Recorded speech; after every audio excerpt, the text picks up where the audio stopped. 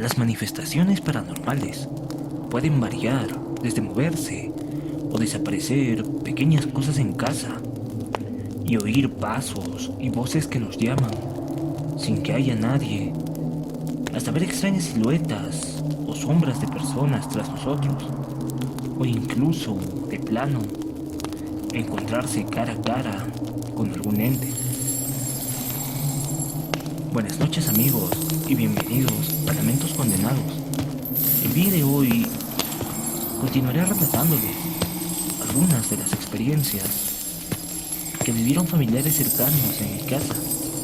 en tiempo en el que yo me fui de casa a otra ciudad a estudiar en la universidad.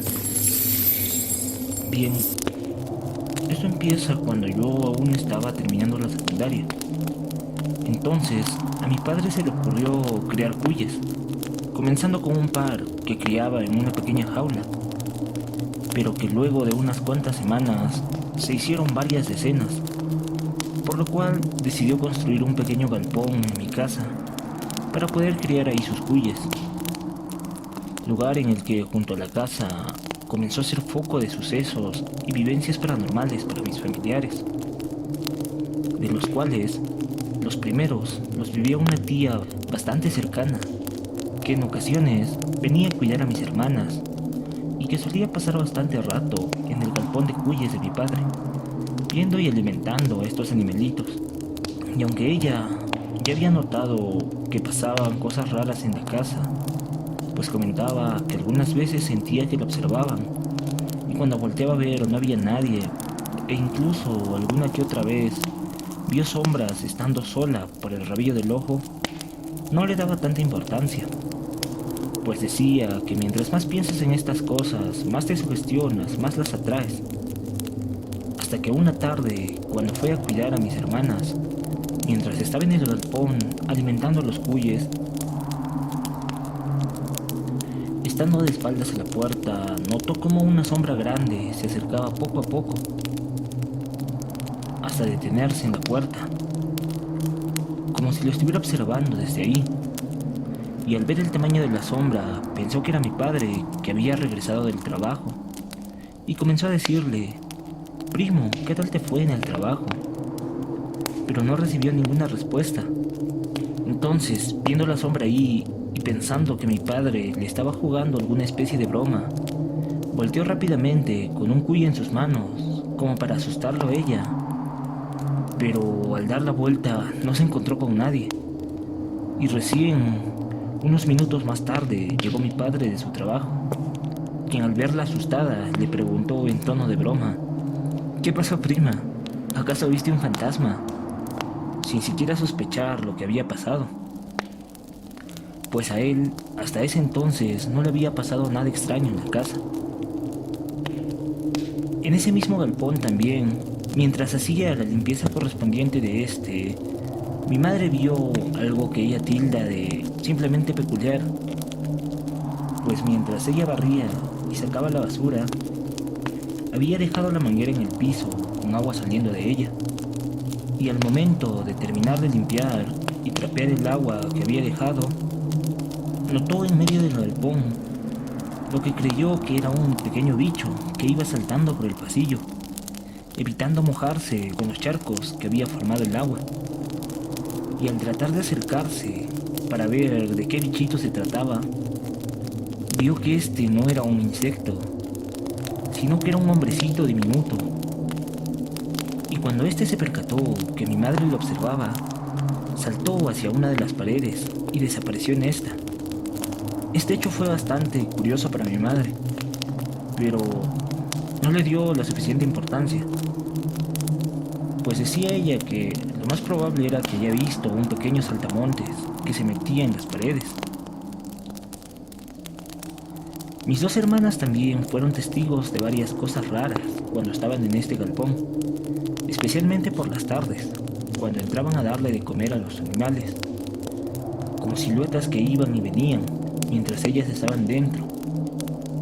A veces algunas voces que las llamaban desde una esquina oculta por las jaulas de los cuyes.